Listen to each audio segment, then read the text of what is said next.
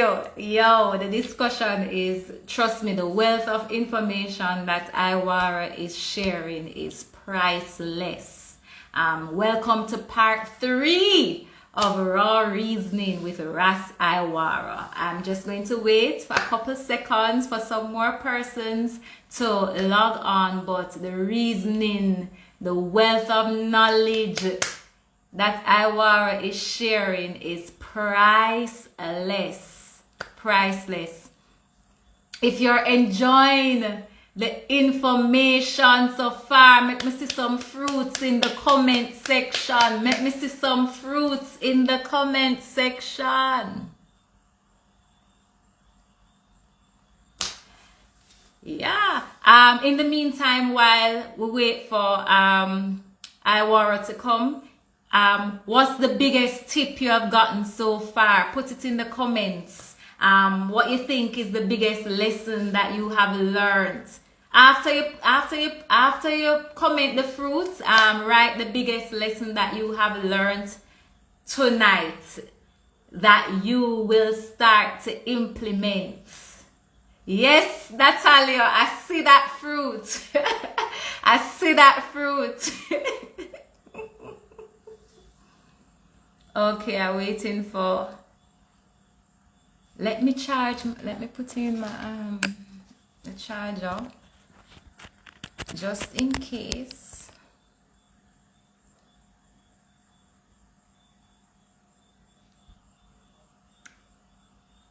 Waiting on.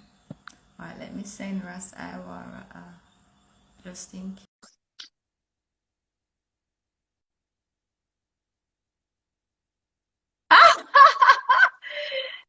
Not mine, but this not mine, sir. Not my own, Anisha, not mine.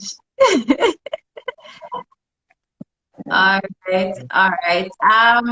You can continue answering the question that you were answering, Iwara. Yes, so I was saying, I mean, I don't get stuck on recipes, right? Don't get stuck on recipes. But there's a repository, the internet is that for us right now. There's so much out there. There's so many books on raw vegan, and there are plenty of that information out there. So, and you do that, and you can be guided by those things. But at the end of the day, right, whatever you're doing, remember your fresh fruits and vegetables The base. and fruits at the top of the mountain.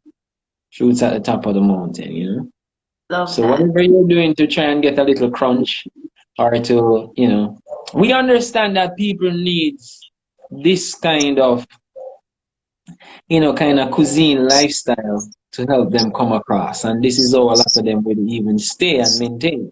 And we encourage better choice, not necessarily going to be the best choice.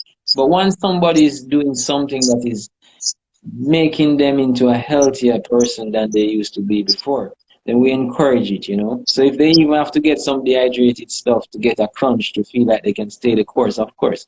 And that's why we have MiHungry, MiHungry is really that's what we're doing. We were basically helping people to make the move of transitional foods. That's why we model it in a fast food model.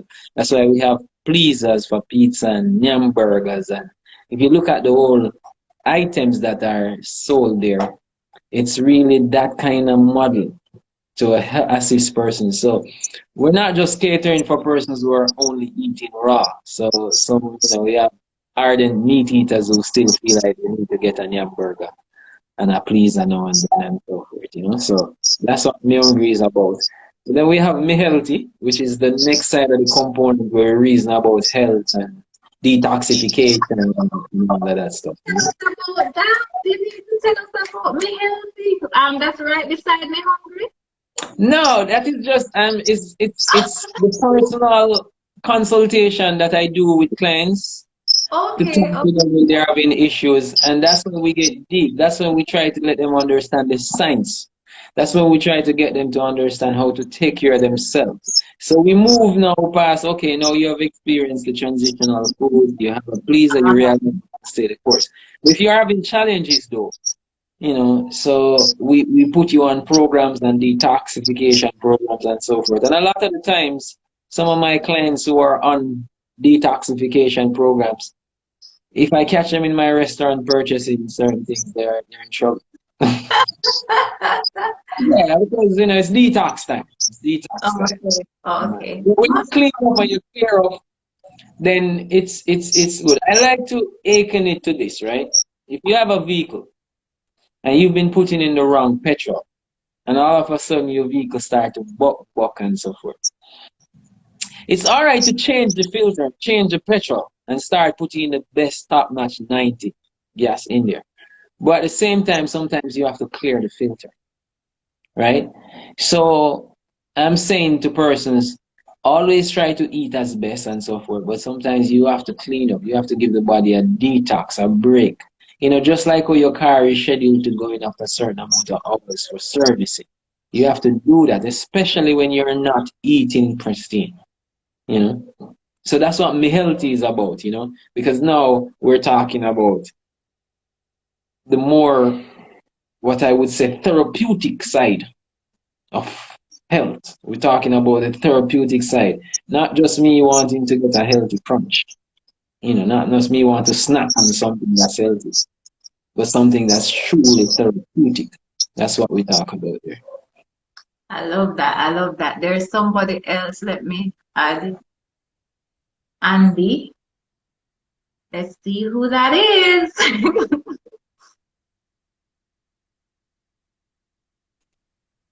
Hi, Andy. Hi. Greeting. You can barely see me, but first of all, Rasta Iwara, the restaurant food is awesome. I can say help me transition as well, and this whole project has been fantastic. I got a lot of great information from it, so big up to both of you for that.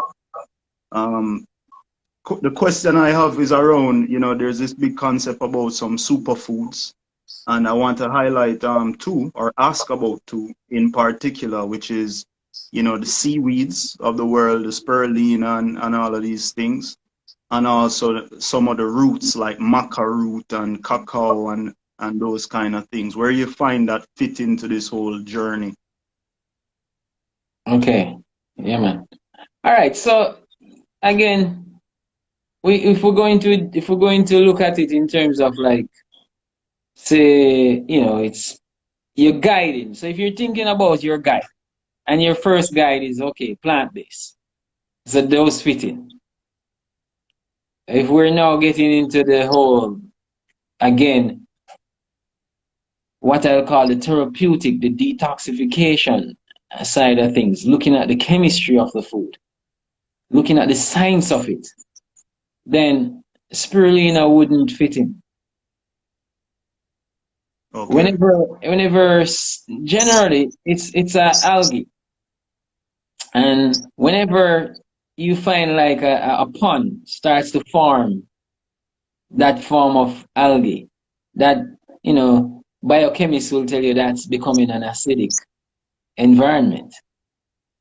So spirulina, what happened is that it's been touted because there is whole different kind of nutrients that's in it. And so people say it's a multivitamin, you know, the amount of protein, this, that, all this stuff. But again, I think we're always doing this, and we need to really stop and think about what we're doing. It's not because something has this amount of this and this amount of that and that amount of that that makes it something that is consumable for you, that is something you should be consuming, right? It's just not necessarily was meant for us. It doesn't mean that everything that has some form of full with so many nutrients was meant for human consumption. There are other things on the earth and everything out there, and it comes with nutrients. That's its general makeup. So that's not the way how you decide on what to eat. Now, one of the things you can use to know whether you would want to eat spirulina or not is to check. Generally, food that is so high in its phosphorus, right? Comparative to its calcium. The ratio, it's too much. So it's obviously puts it in a different category. First of all, it puts it on the acid side, right? Okay. So some of the times we find stuff that has certain kind of nutrients and it nutrient heavy that is geared for animals that needs to grow horns and hoofs. So it needs that. You're not doing that. And when you bring that in, it becomes undigestible. So you have all these undigestible protein, all these undigestible starches. And it is too complex. Again, simplicity. It's too complex because let me give you an example. When you get, say for example, nitrogen is pulled down into the soil by some plants, then the soil splitting bacteria will split that nitrogen, and the plants will pull the amino acid, pull the nitrogen up and forming the amino acids in its roots, through its roots and everything. When it forms these amino acids and everything, right? What you're gonna find is that all these foods, spirulina, a lot of them that we're touting, they are really have that setup to deal with complexity and animals that grow in hoofs and horns. So what you find that move from an amino acid, then it goes and it forms a peptide bond, and then it forms a polypeptide bond, and then it forms a protein bond, right? So now when you eat the protein rather than eat the amino acid, your body now say, oh, it's a protein. So now your body can't deal with that complex chemistry. So what your body is going to do now is strip that protein bond back down to a polypeptide. And then now it has to strip the polypeptide down into the peptide bond and then down to its simple amino acid, because that's what the body can use. So why not just eat the amino acid like the cow does? Eat the grass, which has the amino acid in there, and that amino acids form its own protein bonds within the cow's body tissue. So all of these stuff, when we see them with a lot of nutrients and people will test it and say, yo, it have this amount of protein, that is not an indicator to say it is something for you to have. That is not an indicator to say something that you to have. Because at the end of the day, the formula for making energy for cells and everything in you is really made up of cells, is carbon plus oxygen, So the superfoods, they're not that super, to be honest with you. They can't be more super than a papaya. I mean, tell me which food you're gonna bring and say it's more superior than a papaya. You can. You can. I dare anybody. Let we do a challenge. They're gonna go on all these superfoods, and I'm gonna go on nothing else except papaya. I'm gonna go on nothing else except some berries. Berries, grapes. And the strongest animals around most times and that they eat very simple. And I can attest them. When you look at both of us, you could see the difference. You see, think about our bodybuilders, right? Whenever you see our bodybuilders, when they're walking, right, what happens? They're getting very stiff. They're getting very stiff. And they can't, they're walking and their positioning is very stiff. After a while, they have a lot of pain. The flexibility and the swing is not as easy anymore because they're stuck in themselves. They end up with a lot of undigestible protein and starches, right? So even when you look at persons who are into bodybuilding and so forth, when you look, they're really stuck in themselves. And so after a while, stop working out, issues. If they stop, issues.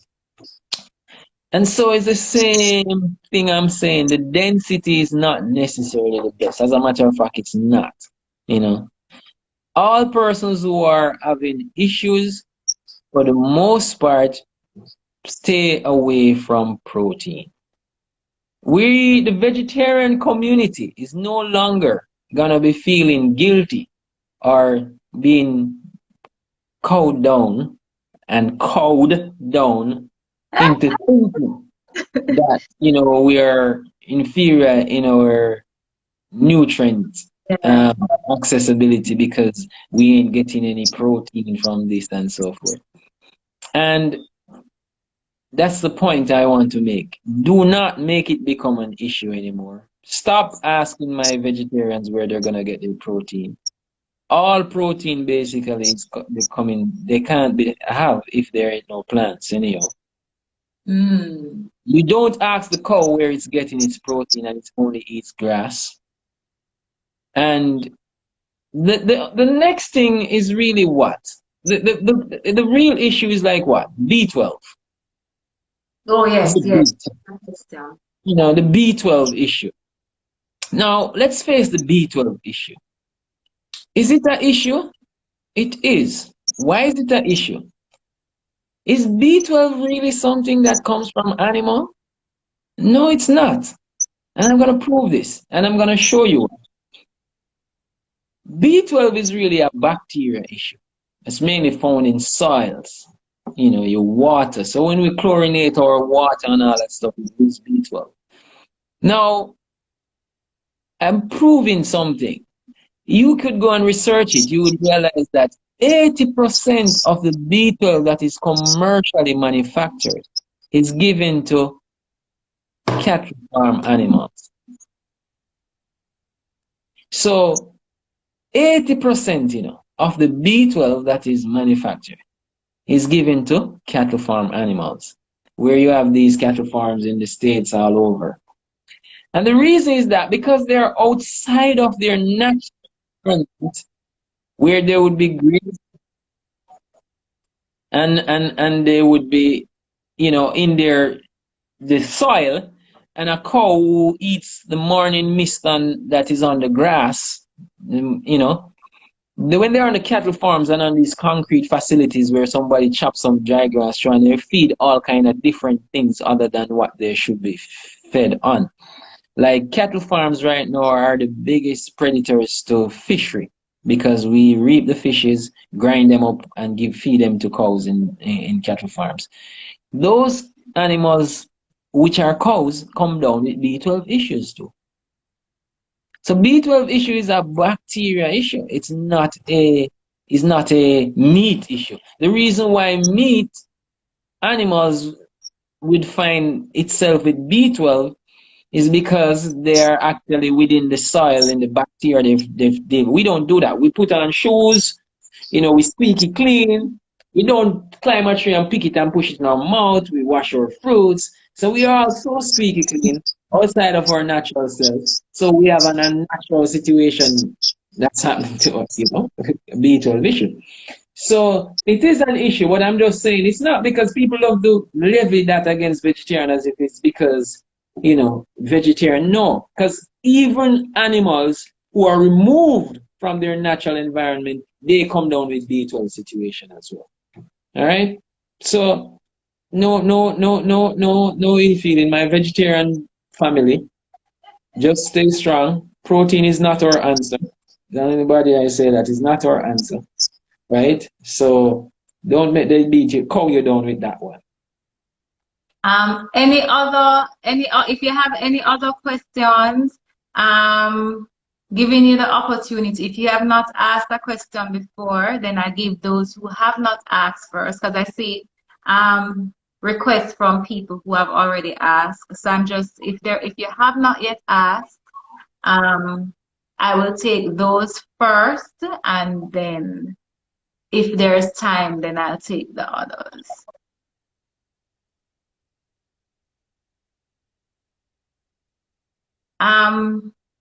If you have a question, just request the invite to join, and I will put you on and you can ask your question on the live.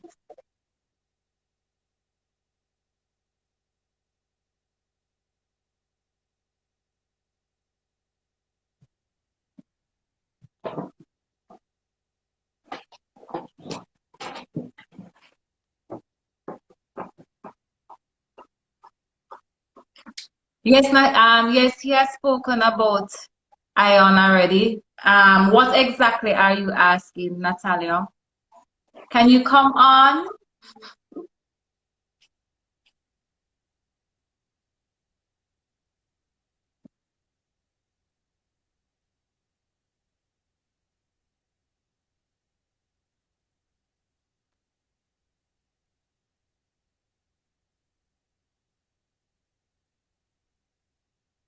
Okay. What is a healthy sweetener? Somebody's asking what is a healthy sweetener? Ah, well, you can't a healthy sweetener with your fruits. I mean, you can sweeten with your fruits. I mean, uh, in a lesser format, I mean, you could go with fresh cane juice. But really and truly, it's your fruits.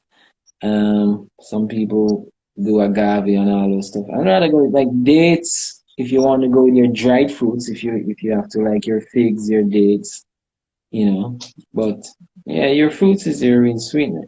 I mean, if I'm making some mango juice and I put mango and coconut water, do I really need a sweetener like that? No. So I think what happened is that we tend to start to want to sweeten because we're using water, and water gets things bland. And then when you take use the water to take away the taste, then you're trying to put back something to give it that taste. So I Let me understand. ask you a question though, MiHungry. Do you do I you drink understand. water? Me? Yeah. Well, I haven't drank any There you regular water. I haven't drank water from about 2005 now. I so think the all last you time I drink drink some water is the year 2005. I only drink coconut water, really, still. I'm a coconut water drinker. To okay, me, 'cause yeah, I mean, I don't know. Persons, I mean, it's just me. I don't think water can rehydrate you from a cellular level still, kind of. I mean, when you think about it, I mean, first of all, generally speaking, you find unique situations, but water is a universal solvent, and that makes it comes at a pH level that is on the acid side. You do find some that they're saying they found that are alkaline water, but just readily available all around if it is something that we should be drinking.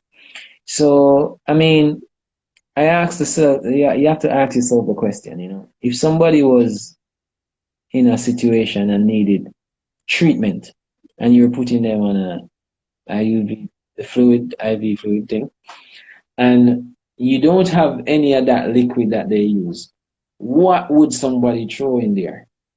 And they always would throw coconut water over water. Because ooh, right. So I can keep your cells alive on coconut water in an IV fluid because it mimics the coconut water composition.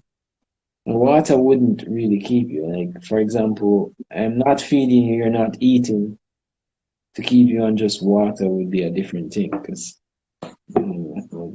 So I'm not knocking it, I'm not knocking water. I'm just saying, that for in you.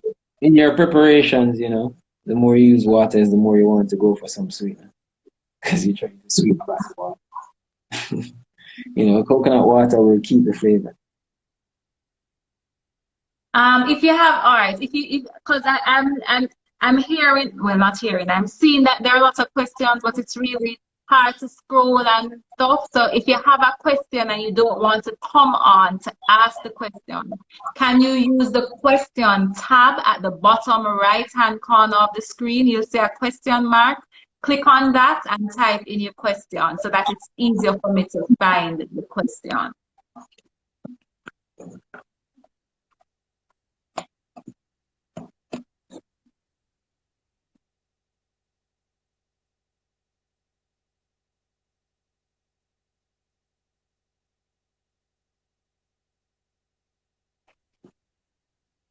Somebody's asking if frozen fruits is okay.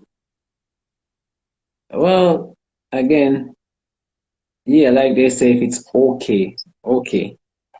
Um, Again, we're gonna go back to the same thing when we already know that fresh is best. All right. But at the same time, if you pick your fruits, bag them up frozen. I don't know if they're asking me frozen in terms of when you go to like those stores and pick out the frozen fruits. I mean, again, it's fruits, and the chemistry of it makes it better to have than eating Then the starches meat. and but they're okay. But if you're talking about optimal, then you know you want to go and get your fresh fruits. All right. So, all right. There's a question here from Kemoy. She's asking if chlorella is in the same category as spirulina. Yes. Okay. Yes. The next question. All right. This person, original Punchun. Is it safe to have 4 or 5 raw tomatoes every day? All right. So, is it safe to have 4 or 5 raw tomatoes every day? All right. So, I mean, here what? The safest way to have your tomatoes, because tomatoes are on the acids side of chemistry. The safest way to have them though is de-seed them and peel them. So you peel off the skins, and that's what the Italians them generally used to do. They know this, right? So they have that tomato doing with their pizza, but generally they normally peel off the skins and de-seed the tomato, right? So then you can have more of that. Another thing is that persons who are facing a lot of pain, they probably want to stay away from nightshade foods like sweet peppers, and tomatoes also can induce, a lot of joint pain and thing. But yeah, just de-seed them and peel the skins. Okay. The second part of his question is, what should I eat to fight acne breakouts or herpes? Well, what you should eat to fight it, probably want to start off what you should not eat. And because it starts there. So what you do is make sure you're not eating any form of mucus forming thing. Because your breakout of acne is something that is already settled in. It's something that you have consumed before and has now settled to the point and it starts to break out. At that point though, it's kind of tricky, but the best thing to do is express that mucus and all that's underneath that area. Express it out. If it gets to a point where it's not as manageable as I said, and to express it out, it's really fruits. So again, you go back to detoxification. You go back to what has the strongest antioxidants, what has the strongest astringents, what has the strongest flavonoids. Fruits come top. And which is more expressive, which is more cleansing. Fruits come top. So you would go to that. If you're having a situation when it's not manageable, meaning because it's pushing out the acids and it's exiting through the skin, because the skin is a kidney. It's a third filtration system there you have. You probably want to slow it down with some vegetables and make some of that one clear up. So you make some of that clear up that's coming out, and then you slow down, and when that clear up, you push again. If you don't want to flood with, because sometimes it might get really irritating and so forth.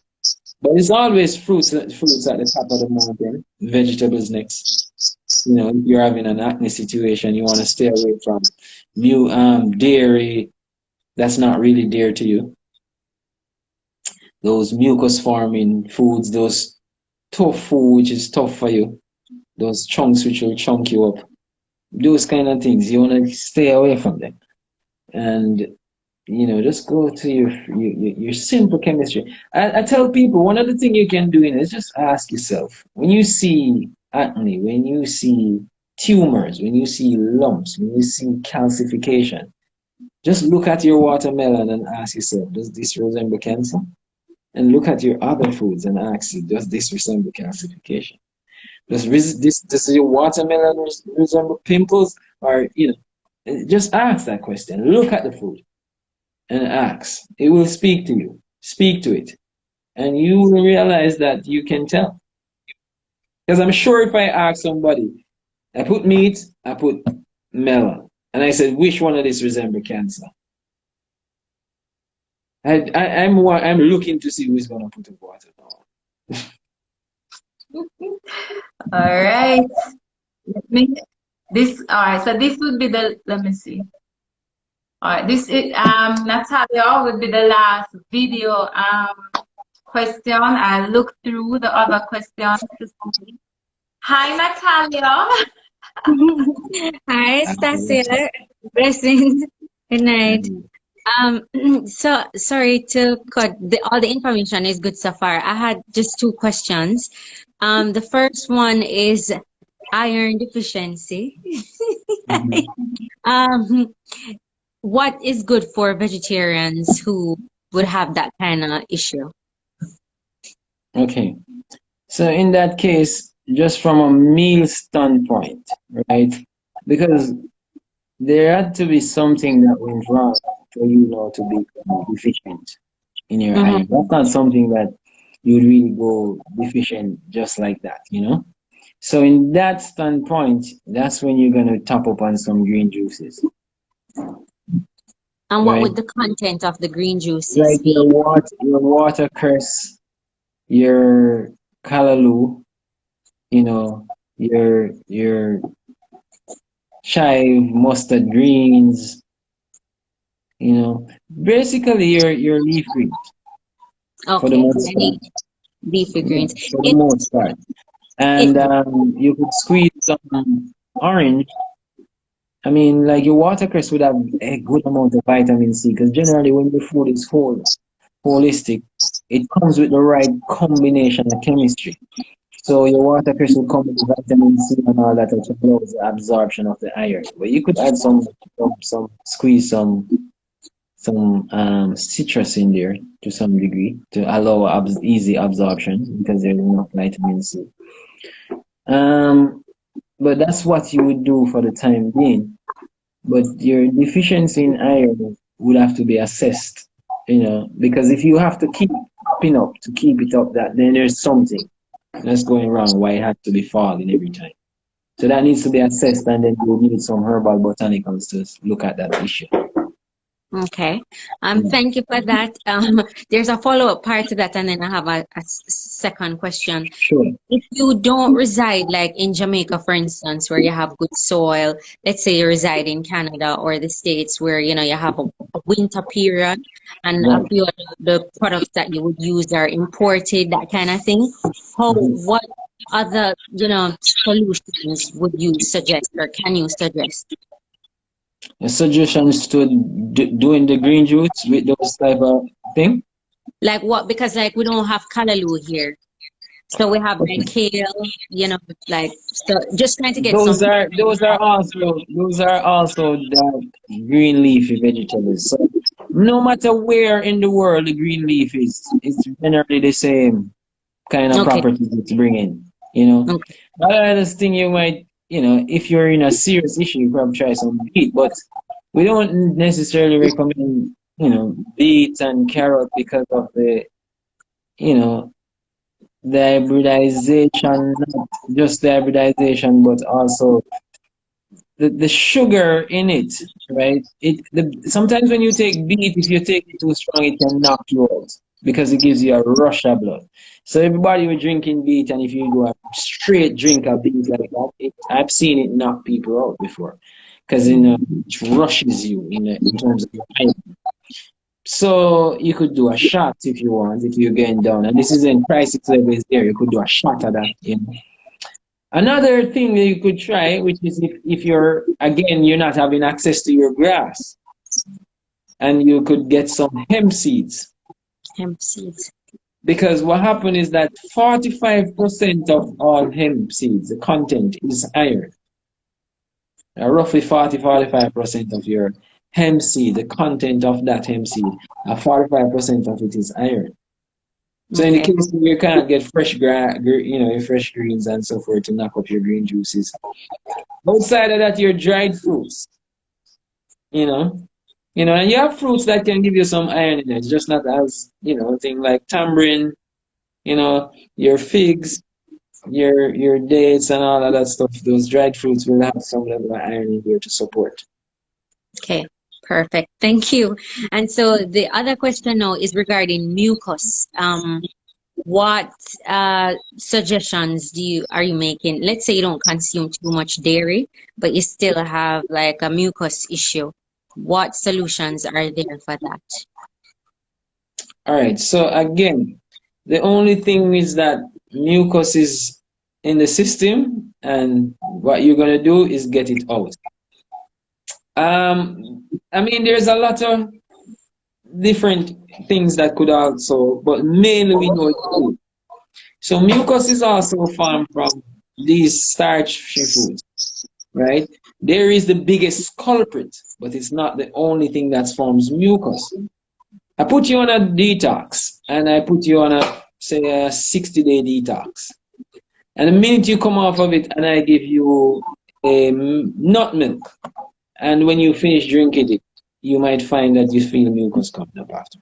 It's just no two ways about it. So all stuff that is on the acid side that forms inflammation will eventually forms mucus. And if you're also in an environment which in terms of your nostrils is smelling things that is not friendly to the system, then that will help to form mucus because it's kind of protection too. So what you do is that it's always how you express this mucus out of the system. Now you're gonna ask yourself the question again. Does watermelon look like mucus? Does watermelon do you think watermelon is forming mucus? No, that's the question. You know, when you take up your papaya, does it look mucusy or not? Do you look at your coconut water? Do you see mucus form? It's not. So you go on your more expressive food. So for you know, in that case, you know, do fruits that are on like, you know, your cherries, your berries, your limes, your lemons, you know, grapefruits, those citrusy stuff. Those are the ones that's gonna split that up and break that up and push that through. The fruits that are more sweet, those are ones that are gonna raise your level of energy quicker. So your jackfruits and your mangoes, because they're coming in with more carbon, more sugar. Some people call it sugar, more carbon. And the other ones, which are like your grapefruits and your lemons and so forth, right? Those are the ones that's gonna be more expressive, right? So they are more flushing. So if we're having a mucus situation, then we'll switch the balance of our intake and make sure we stick with more of the cherries, the guava, those kind of stuff that is more expressive, you know. And so in your area, what you want to do is look at the fruits that are not as sweet in its content, but has a strong tangy, a passion, those kind of things. So you go for those kind of foods to break up your mucus and expel them out faster. Outside of You food, having facial issue too, like mucus in the facial area, no, that question was not for me per se. It was or just like, whoever. Because one of the things you can do is try and have some castor packs. You know, put some castor oil, soak in a material, put it over your face, have a warm towel over it, and so forth. Open up the pores and stuff. But really what and do you truly, mean? it's all food. What do you mean mucus in the face area, though? Can you Like explain? you having sinus. So when you have blockage, sinus blockage, No, draining, okay. yeah. I actually have one of those castor oil packs. So if you have mucus on the chest, you can use the castor oil pack. Yeah, and yeah, put and give some self some relief, you know. I see. Okay. All right. Thank you very Perfect. much. Thank you. Have a Good nice night. day. Same to you.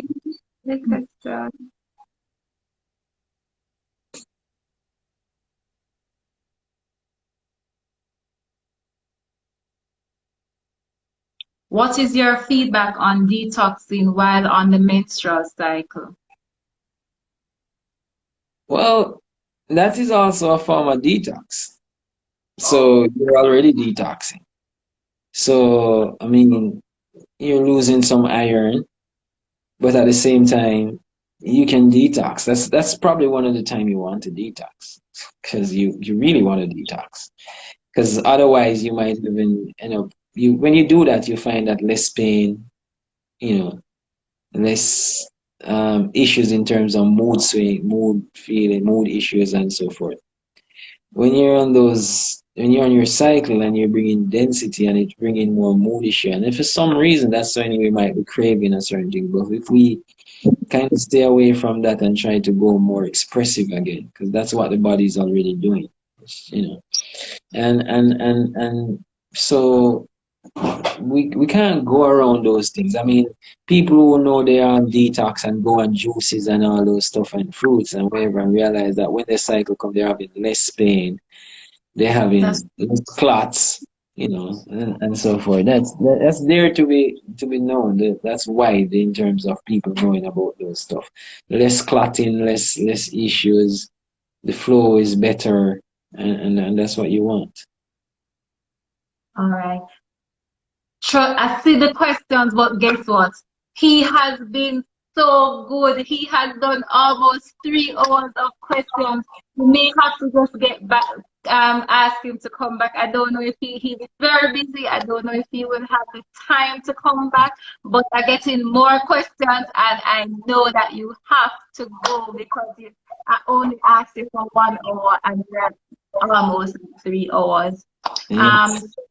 Thank you so much, Iwara. I really appreciate it, and I'm happy that MiHungry is on board.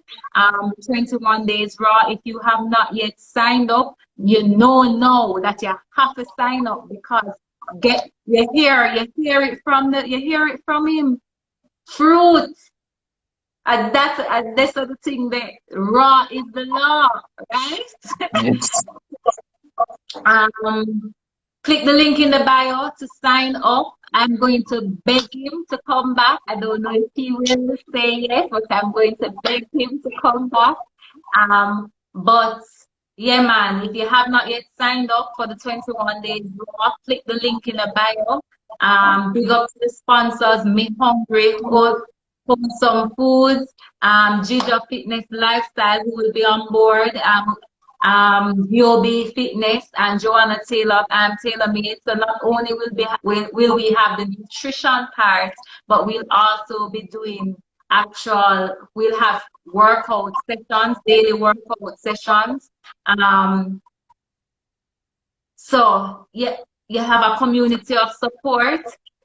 So click the link in the bio. Thanks again, Iwara, for coming on. You're most welcome.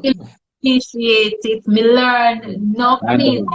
The thing was instincts for me. I didn't know the science behind it, but I was just drawn to it, and I said to myself that I want to be more intuitive, and but I was doing those things and not realizing that there was a science. I was feeling for certain things and not realizing why. But no, because people are saying, "Oh, you can eat this," or "Oh, you can just eat that," or "Oh, you eat so much."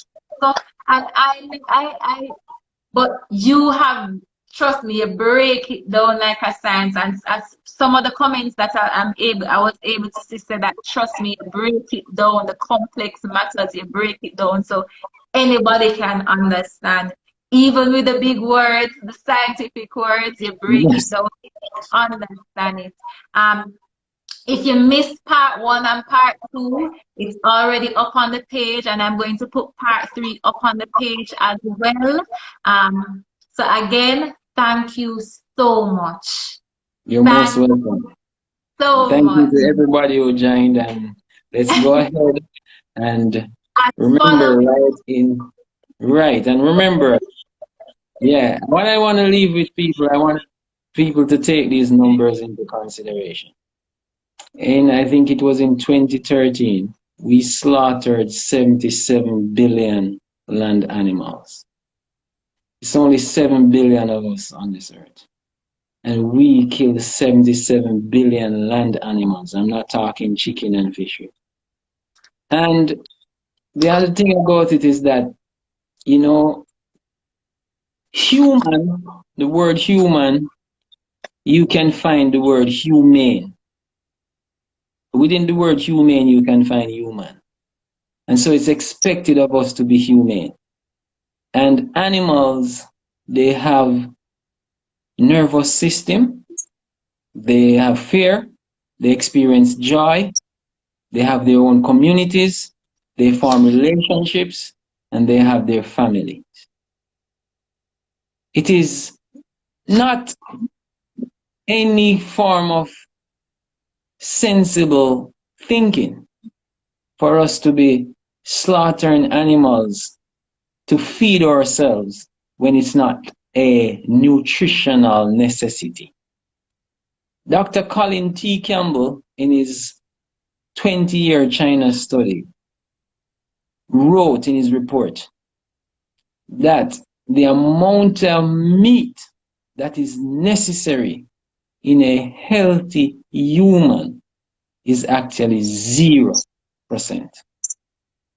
And so we have to wonder, what is it that makes us feel that it is okay to kill an animal just because you want to enjoy a steak?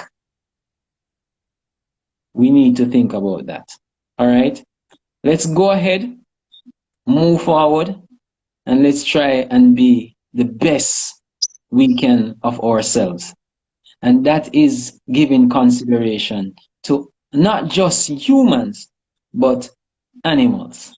When people become vegans, vegetarians, they are less aggressive. It's a spirit that doesn't point you towards a certain kind of aggression, a certain kind of behavior. It is also the fact that you judge a man not just how he treats his fellow humans, but even more so how he treats an animal. Right? Keep on doing what we're doing. I encourage and I love all the vegetarian pop-ups that's happening. Anybody putting up a vegetarian restaurant around, vegetarian, raw, vegan, whatever, I need my assistant and I can assist. I'm willing to assist because it's a community.